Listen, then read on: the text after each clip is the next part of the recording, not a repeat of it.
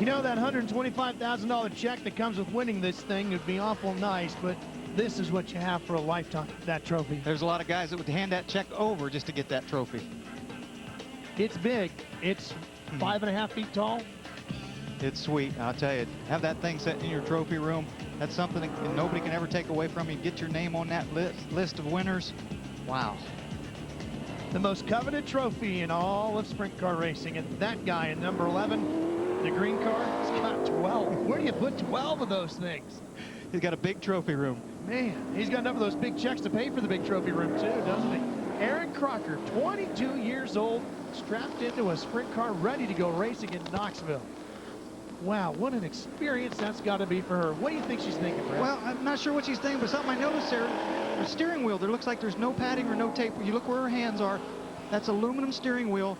There's things welded underneath for your fingertips, but generally everybody has tape of some kind on there, like a friction tape for a grip, and she must have a pretty strong grip to not need anything on there, but I bet she's nervous. I'll bet she's, but actually when you get in that race car and you fire it up and you're out there right now, you're a lot less nervous than you are sitting in that infield getting ready and waiting. Let's give you the starting lineup for the 43rd running of the Knoxville Nationals. Donnie Schatz and Greg Hodden on the front row. Back to row 2, Paul McMahon, and the man who has won more races here than anybody, Daniel Lasoski, 81 times. He's visited victory lane here. Kenny Jacobs, a 4-time All-Stars champion, and Shane Stewart, the OCS Sprint Car Speed Week champion. Darren Pittman won the HBO just a week ago, $100,000 payday there. Sammy Swindell looking for victory number 2 in the Nationals. Kerry Madsen, they call him the Madman, alongside of the king of the Outlaws, Steve Kinzer. Joey Saldana, his dad won it. He wants to win it.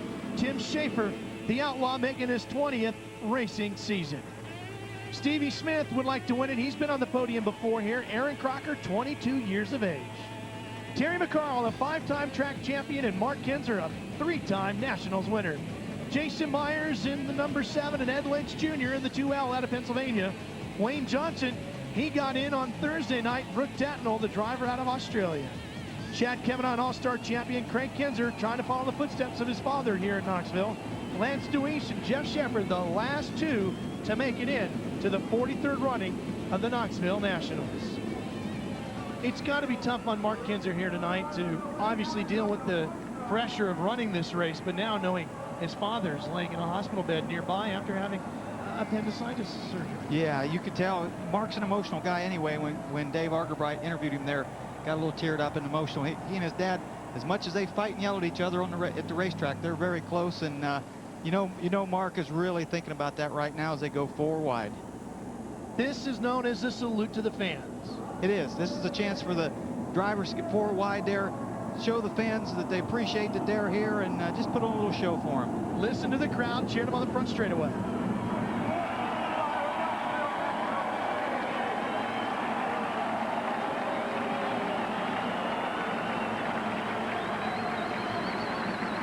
The lights flashing atop of the suites here on the front stretch. There's an onboard look back at the 2. That's Hodden giving you that look. He'll be starting in slot number 2.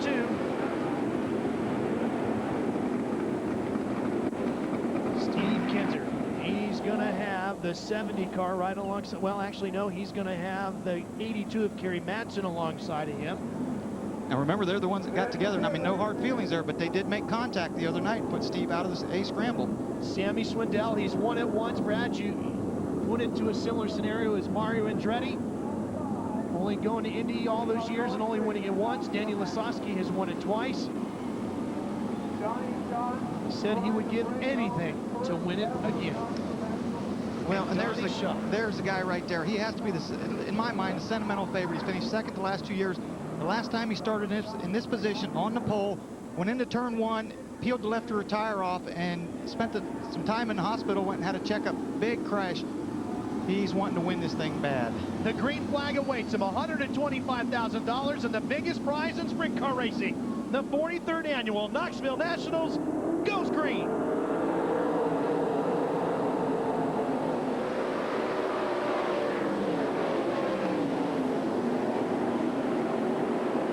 Donnie Schatz grabs the lead as they come storming off of turn number 1. Lasoski's up to second place. Hodnick goes upstairs. Down the front straightaway, Lasoski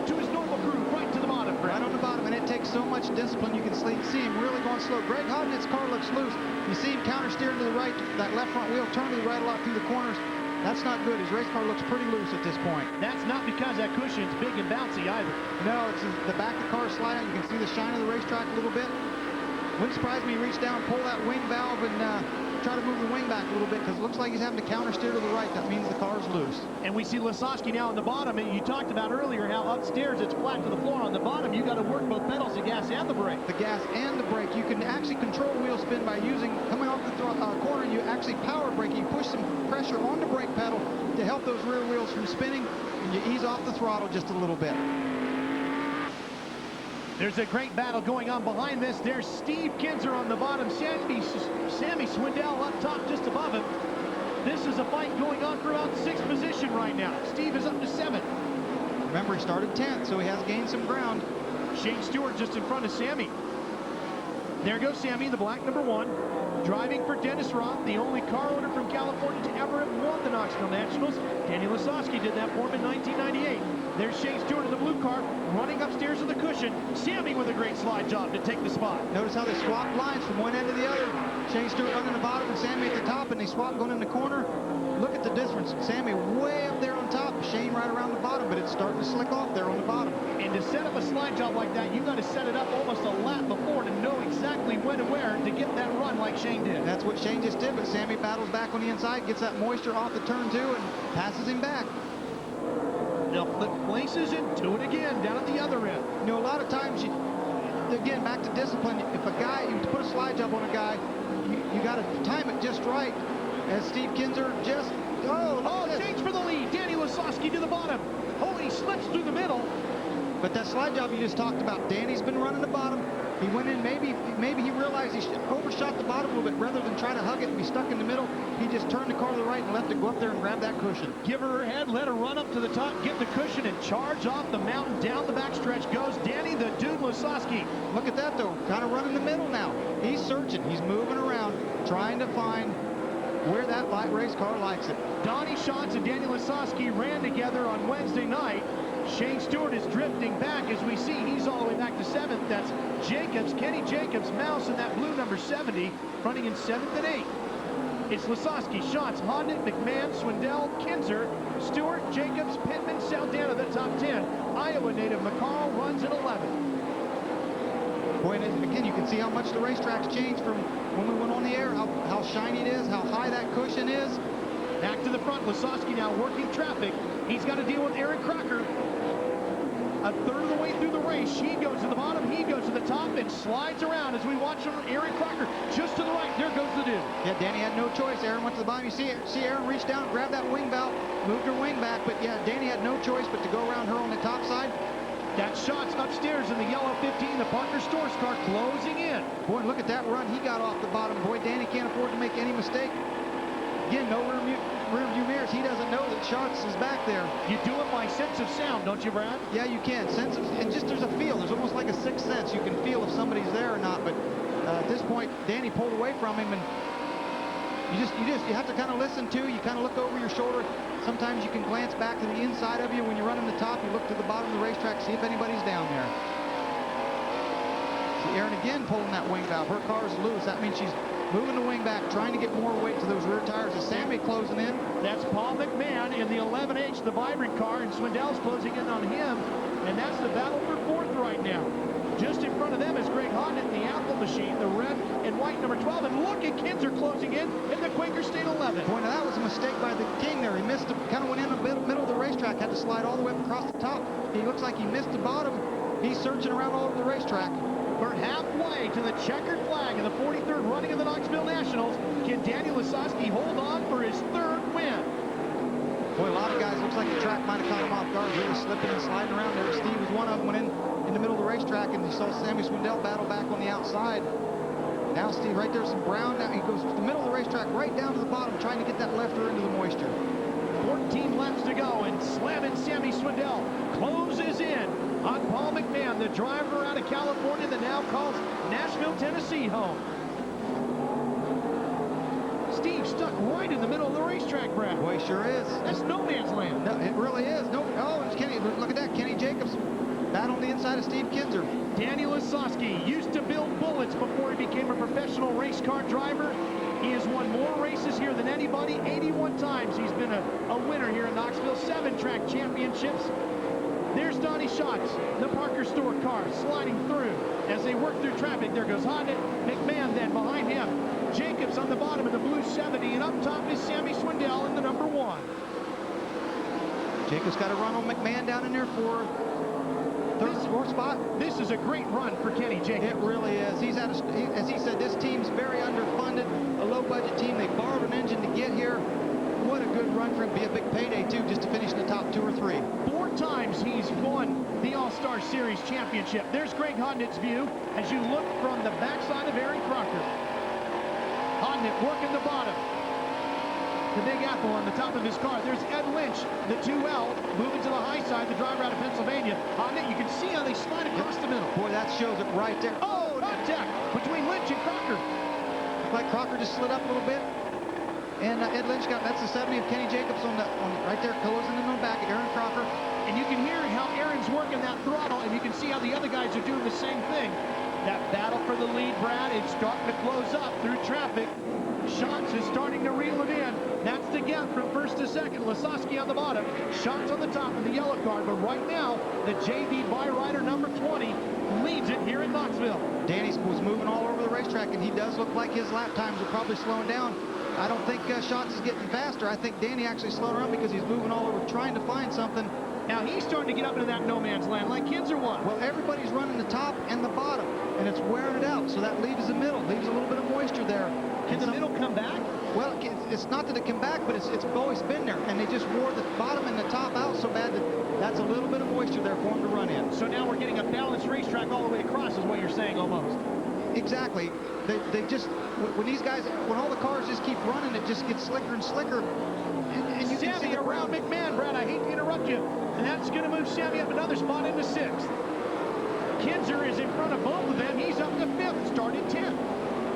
Boy, he is amazing, isn't he? That really is. I mean, most guys would be happy with that, but I'm sure he will. Oh, he jumped the cushion there a little bit, and Sammy got a run on him. You can see him bouncing around back there. These two have banged heads more times as Steve Kinzer and Sammy Swindell, the 2 arch rivals, go at it again. Arguably 2 of the best ever to strap into a sprint car, and Sammy puts a slide job on the King. The King diamonds off the corner and charges back down the back straightaway. The Quaker State 11 on the bottom. Out of Bloomington, Indiana. One person will never be intimidated by that number 11 as a driver, that black number 1, Sammy Swindell. Absolutely. Steve Kinzer intimidates a lot of people, but not Sammy Swindell. Oh, he pulled away from him there. Sammy missed a turn, and Steve opened up a big gap now and slides himself up into 5th comfortably as he works around Aaron Crocker. Well, late in a race like this, this slick racetrack like this, these guys are working so hard. As there's a leader, Danny Lasoski, with 3 laps to go. They're working up a big sweat in that race car. Half a second behind is Donnie Schatz. There you see him. Will he be the bridesmaid here once again? Donnie Schatz doing everything. Oh, Jared Pittman is slowed. The Pepsi number 21 is slowed. We've got a yellow. Jimmy Carr, the crew chief for Daniel Lasoski, has got to be going out of his mind. Look at Jimmy Carr on the top of the war wagon. Brian Brown, Danny's nephew, to his right. Oh, he sees it going out the window. Boy, you know, when you have your momentum going, you have your rhythm going, that's not what you want to see with just a couple laps to go. Saw Wayne Johnson have a big lead on Steve Kinzer the other night in one of the preliminaries. Had about a straightaway lead, had a caution with a couple laps to go. Steve Kinzer ended up slipping by him and winning the race. Could Donnie Schatz possibly do that to Danny Lasoski? Only difference, and no offense to Wayne Johnson, Danny Lasoski is not Wayne Johnson as far as experience level goes. Although Donnie Schatz is a tremendous race car driver, and we know the only other person sitting as far up on the steering wheel right now is Danny. He's got a shock broke. He does. Look at that rear wheel bouncing. Danny Lasoski has a shock broke on the left rear. I saw it as he was going down the back straightaway. The shock is dangling on the left rear. You can see the tire bouncing up and down. That's a tremendous blow. What does that do to the handling of the car now as he goes into the corner as opposed to the left as to the right? Well, you can see it shakes the tire. See it right there? You can see it swinging. It shakes the tire so bad it actually shakes the traction, where you lose traction on that left rear tire. When the car gets down, as it wings down in the corner, sometimes we'll run a tie-down shock, which means it keeps the left side buried down. Now with that shock off, it can fall up, get the left rear rise up and get on the right front and that's devastating. All right, now let me ask you this. Donnie can probably see that rolling up right behind him. Oh, yeah. Will that change where Donnie will try to run the corner? Well, not really, because he has to go. He'll just have to go where Danny Lasoski doesn't go.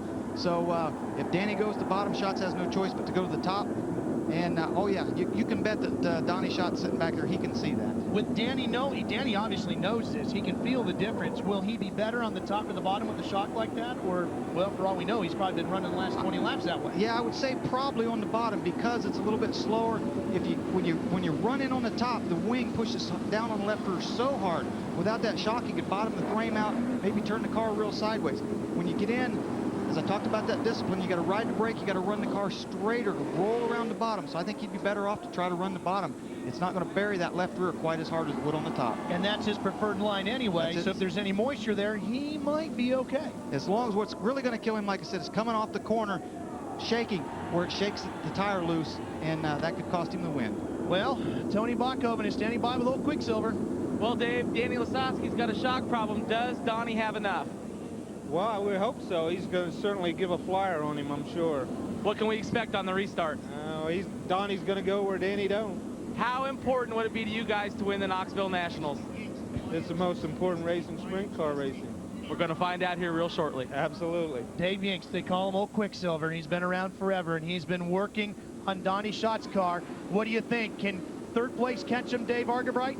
Well, Ralph, I don't know the difficulty for Kenny Jacobs. He's the fastest car on the racetrack. I really think he is. He was a rocket as they headed to that yellow flag, but he has 2 to 3 lapped cars ahead of him. It's going to make it very difficult. That's a huge break for Donnie Schatz, because if Schatz doesn't have to worry about Kenny Jacobs pulling alongside, he can focus all his attention on that orange 20. Here's the top 10. It's Lasoski, Schatz, Jacobs, Hodnett, Steve Kinzer to 5th. He could end up on the podium if he works this thing right.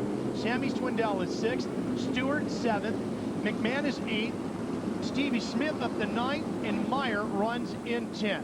When I mentioned about Wayne Johnson getting past the other night, you talked about Dan Lasoski not being Wayne Johnson as a driver. Experience, right. But I was thinking as much as tire sealing over or having a mechanical problem. Then we noticed a shock on Dan Lasoski. Danny probably could have held on. Maybe he still can. But for sure, he probably could have held on had they not gone with this yellow flag. So a double blow there. The difficulty meter for Danny to hang on at this point has just gone way up. It's a lot easier when you got the momentum and you have a 2.5-second lead. But boy, here's that top 10 with 28 of the 30 laps completed. As you look at it once again, let's go down to Jimmy Carr with Tony Bachhoven. Jimmy, is there anything wrong with Danny's car? Yeah, he drove across the racetrack, sealed the tires up pretty early, and he's had a up, down, up, down. If he can just commit and lean on it without getting slid, he'll be all right. Is the shock broke on the car? No, it looks fine. I disagree, Jimmy. Jimmy doesn't know. Jimmy coming to the green. Danny got a great jump. A huge jump, and Brad, that could make the difference. That could be it right there as Danny goes to the top. As a driver, I'm not sure he knows that the shock's broke. He can feel something, but... Oh, that's going to do it. Oh. That jump was the whole race right there. That was an incredible jump for Lasoski. If he can just hang on and that wheel doesn't collapse on him with the shock. Well, Schatz looks like he's spinning the tires. The incredible thing here is Jimmy Carr, because of course he can't see it. He doesn't have a monitor, but he didn't know that shock is broken. This will be a historical victory, just one to add to the legendary career of Danny Lasoski at this facility. To the checkered flag, the winningest driver in the history of this racetrack just got another one. The 3-time winner of the Knoxville Nationals, Danny Lasoski, wins the 43rd running of the Knoxville Nationals. What an incredible performance with that shock dangling like it did. Boy. Danny wins in the JD Byrider number 20. What a night. And wait till he finds out that shock is dangling. Well, yeah, and Hook said who's going to even be more surprised is his crew chief, Jimmy Carr. He didn't have a monitor. He doesn't see what we're seeing up here. He didn't know that shock was broken. Donnie Schatz again, a bridesmaid. Second. He's due. It's going to come, hopefully, but he's got to be disappointed. And Danny did it at the start. It all came down to the start, and I've heard Danny preach and preach and preach and preach about guys as he does the Polish victory I thought he was going to get hit there as he's trying to make the U-turn. I've heard him preach and preach to guys about the start and what to do and how to make it better, and everything he's preached to everybody else just paid off there. He's won another $125,000 check from Knoxville, and more importantly, Brad, he's got his third 5.5-foot tall Knoxville trophy. It's about as tall as him, isn't it? Maybe taller. Maybe taller. Well, they did a good job on that restart. As we talked about earlier when Tony Stewart was up here, if you spin the tires, if you buzz these tires too much on a restart, you can overheat them, and you do nothing but spin. You know, if he'd have done that, he could have spun for the last 2 laps and lost this race. Look at that left rear tire dribbling like a basketball, but you know what? He's going to slam dunk it in victory lane here in just a second. Now, he's got to make weight. That's the final thing. There's a 1,375-pound weight rule, counting the driver, and that is something he's got to do before he actually gets the victory. And these guys run it so close, Ralph. If that shock had fallen off, it only weighs a couple pounds. But, you know, I mean, these guys try to run it that close. It might have made a difference. Here it is. There's the scale. You know he's got his fingers crossed. And the numbers say? He's in. 1465. He's the winner. It's good. See, now that you wonder, okay, they're allowed 1375, you know, and I kept saying that they run the minimum. They probably have more fuel left in it than they predicted. At 7 pounds a gallon, say, you know, if they've got 10 gallons still left, that's 70 pounds right there. Absolutely. It's a trip. Jimmy Carr looking at that broken shock. Danny's pointing to it. Danny was pointing. There's Jerry Russell with Eagle Chassis, the chassis manufacturer. There's Chris Lasoski and his son Landon going across. His daughter Hope there as well. Yeah, Danny was pointing to that shock showing Jerry Russell. And Vicky, his sister-in-law, with her. There it is. George Lasoski, his dad is here. The Heim joint, the part of the shock's still there. I don't know if the bolt broke off or the nut fell off that holds that shock on, but it's definitely dangling. Paul Kistler, who builds the engines for Danny in victory lane, congratulating him as well, helping to push the car into victory lane. Get ready for the wing dance, folks.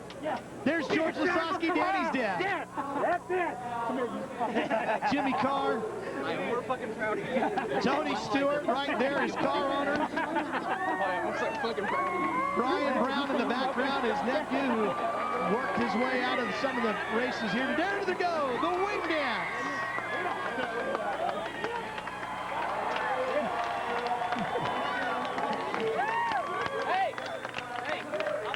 Let's see if we can get him up on that big wing. There he goes. I'm glad he left his helmet on in case he falls off. Yeah, he might need it with him.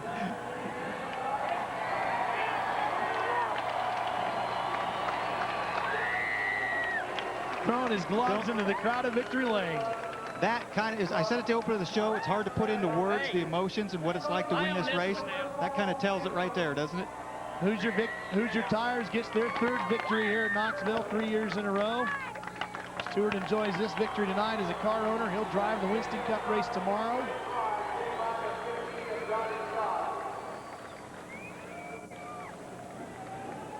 And waiting at the bottom of the car with the microphone, Dave Arkenbright. Danny Lasoski, come on over here, buddy. What a ride. Tell me about that shock absorber. When did that shock break? I don't know. All I know is this thing started vibrating real bad. I didn't know what it was, so I made this thing real wide. Tell me what's going through your mind right now. Well, you feel my heart is pounding 90 to nothing. I didn't know what was wrong with the car. All of a sudden, it's getting loose, and I didn't know what the heck was going on with it, but thanks to this guy right here, we got one here. Oh, I love him. Tell me your thoughts when you saw that yellow flag. I thought, oh, my God, I didn't know how, I didn't ever seen anybody. I thought, oh, man, something's up. I don't know. Right now, I'm so proud of this J.D. Byrider car. I could almost bawl. Is that absolutely the best restart you've ever had in your life? I know, it was terrible because I blocked left or right. I looked like a big old hack happening out there, but I'll tell you what. These 2 guys right here made it happen. Jimmy Carr, Tony Stewart, Tosh Blaine, those guys worked their tails off. And I'm just going to celebrate. I'm going to celebrate. Tell me real quickly, this is your 3rd. How does it compare to those first 2? The first one was very, very special. The second one was the first time I was with Tony Stewart. This one's all about him because that guy had the faith in Jimmy and I to give us his team. We couldn't do it without you, pal. Tony Stewart, how'd he do? I think he did a pretty damn good job right now. I tell you what, to win this thing with a broken shock, he did that on his own. He didn't do that because of us. He had his elbows up, and he ran those 2 laps the way he wanted to run them, and that was what it took to win the Nationals. So I'm proud of Jimmy Carr and everybody, Kistler Engines, Jimmy Carr, crew chief, J.D. Byrider, Home Depot, Eagle Chassis, everybody that's helped us with this deal since we had this dream 3 years ago to build this team and do it. It's just a dream come true. This is my first Saturday night in Knoxville Nationals. I can promise you guys in the stands, as long as they keep this race anywhere from a 3-hour flight, I will be at the Knoxville Nationals every Saturday night the rest of my life. You know, they say the winner leads the celebration. Is tonight party night in Knoxville, Iowa? I might even be hungover tomorrow for the Michigan race. I don't care. Let's go back upstairs. Lots of folks in the background. Vernon Connemasi, a couple of the sponsors on Danny's car in the background. Danny was hugging, and his mom Barbara is here as well. His sister joining him here. Here's the pass for the lead. And imagine that, Danny Lasoski on the bottom, makes it work. He's got the lefter down in that brown moisture, gets a run down the back straightaway. Nothing Schatz could do at that point. And Donnie's got to be beating his head trying to figure out what he has to do. Yeah, and Donnie, you know, he could be proud of what he did, but again, the car just wasn't there for him, and get to see what happens here. Key right Restart. here. Oh, Donnie slid it a little bit, broke loose on him. Is that it, you think? Yep, Donnie took a push there, and it shook the car loose and probably spun his rear tires, and that gave Danny enough lead to hold him off. There they are, getting ready for victory lane ceremonies here in Knoxville. We'll have it for you on Speed Channel when we come back to Knoxville, where Danny Lasoski has just won his 3rd National.